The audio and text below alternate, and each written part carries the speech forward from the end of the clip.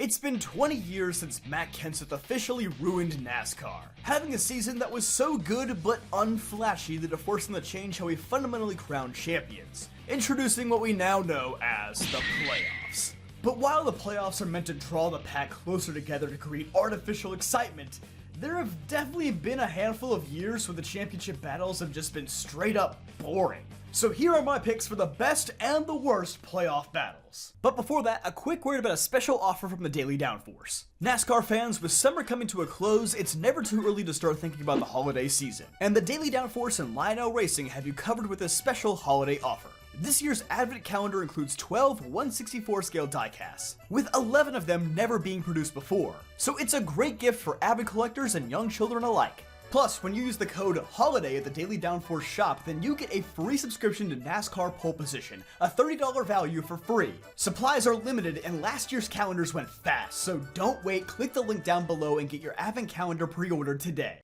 Starting us off on the best side, we have the inaugural Chase for the Cup in 2004. In the format's very first year, it produced a pretty unforgettable championship, with 4 drivers entering Homestead with a chance to walk away with the title.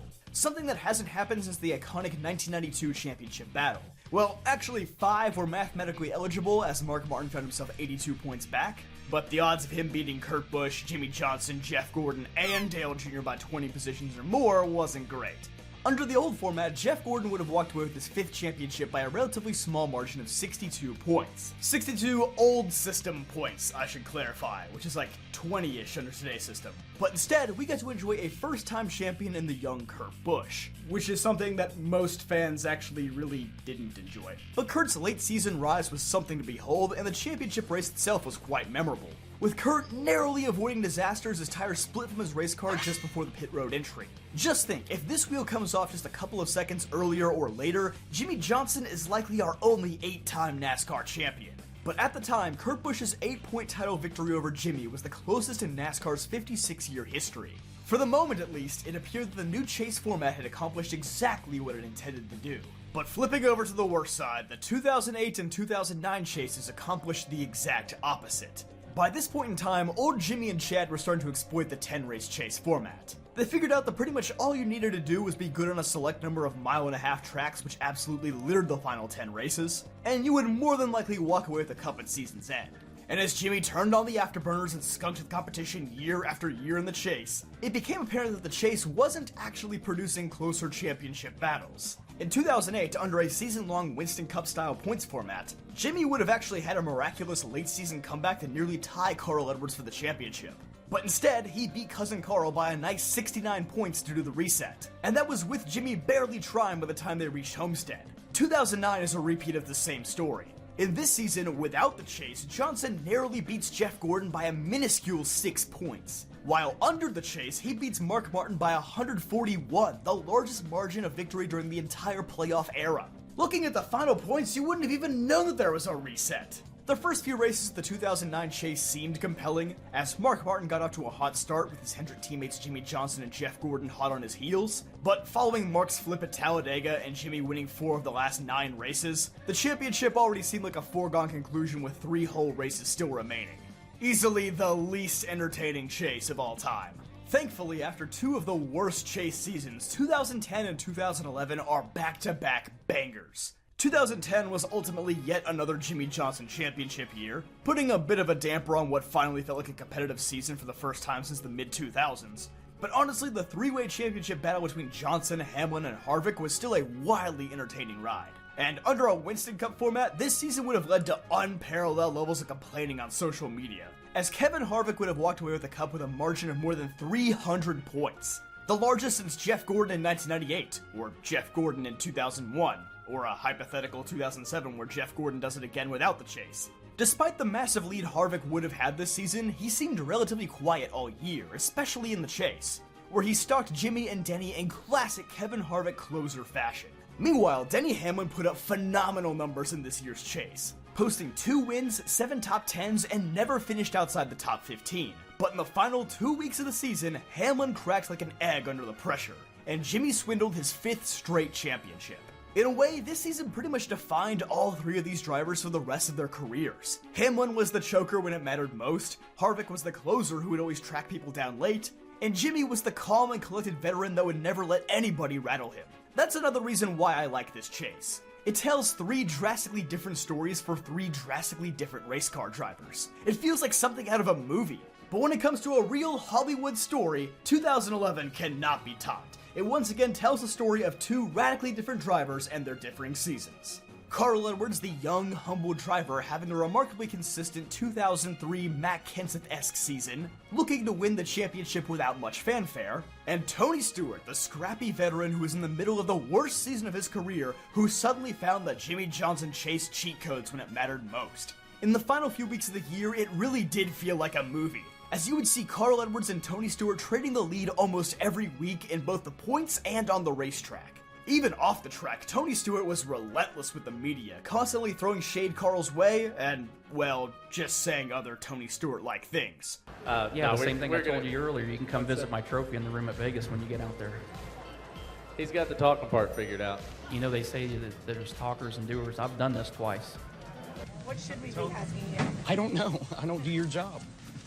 Well, I mean, I think that we Come up with something original.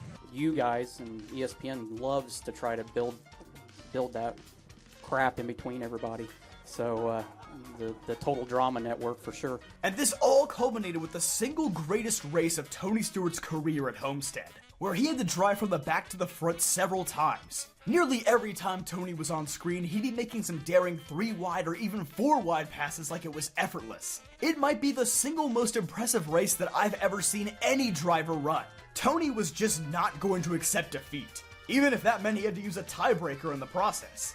In a way, this championship battle was almost too good, because I feel like this led to Brian France creating the dreaded one-race championship that we have now. He just wanted every season to be 2011 without any of the build-up that actually made 2011 special. Moving forward a couple of years to the final year of the original Chase for the Cup format, we have 2013, which is also probably the least memorable iteration of the Chase. 2013 was a season largely dominated by Jimmy Johnson, Matt Kenseth, and Kevin Harvick. And in the Chase, the best drivers were Jimmy Johnson, Matt Kenseth, and Kevin Harvick. Nothing really changed. But this one isn't like 2010, where it was a fearsome, tight 3-way battle that lasted several weeks. It was more like Matt had a decent lead, and then just had an inexplicably horrible day at Phoenix, and then was more than 20 points behind Jimmy going into Homestead. And realistically, he wasn't making that up without Jimmy having some kind of an issue, so everybody sort of knew what to expect. It was a very anticlimactic ending to a very dull and forgettable season, which is also why we probably have the playoffs now. But hey, 2014 I can at least say falls on the best side, purely for how maddeningly entertaining it was, even if this season still fills me with great sorrow as a Jeff Gordon fan. Just the fact that it was so many big fights, so much drama, it was the polar opposite of the snooze-inducing 2013 season. In case you didn't see it, I already did a whole dedicated video to the 2014 season and all of its chaos, so I won't go into full detail here, but yeah, that's basically it. It's just a chaotic season, and since it was our first year of the new elimination style, we all weren't completely sick of it yet. Which is also why it's kinda hard to say if any of the post-2014 playoff battles fall into the best or worst category, because honestly, they all feel the same. Most of these years don't really have dominant week-to-week storylines beyond, like, okay, this guy is already advanced and these guys are below the cut line, so they're in trouble. When you reset the points every 3 races and have a winner-take-all race at the end, you can't really build a storyline. There isn't really any such thing as a championship favorite anymore. Like, out of all of these, I don't know, maybe 2017 is the best one because Martin actually deserved the championship, but the last race was still really competitive and came down to the wire. In 2023, maybe? I mean, Blaney was certainly not the best driver of the year, but his round of 12 and round of 8 runs were pretty impressive. And that Phoenix race was way better than your average Phoenix race. So, like, it was entertaining, but it definitely feels a bit blasphemous. As for the worst, I don't know, 2018 and 2020 are both examples of the championship battle was completely falling apart at the end. And 2019 is nearly as forgettable as 2013, which is honestly impressive to do during the elimination era. Kyle Busch basically just coasted to the Final Four on the massive amount of playoff points he had. He didn't win it all in the first 3 rounds and then just spanked him at Homestead by like 15 seconds. It wasn't even remotely close. that season is probably as boring as the elimination style playoffs can possibly get. So what do you think? Are there any other playoff battles that you would rank as the best or worst? Let me know in the comments down below. But don't forget to leave a like on this video if you enjoyed, subscribe for more videos just like this one, and check out dailydownforce.com for more awesome NASCAR content.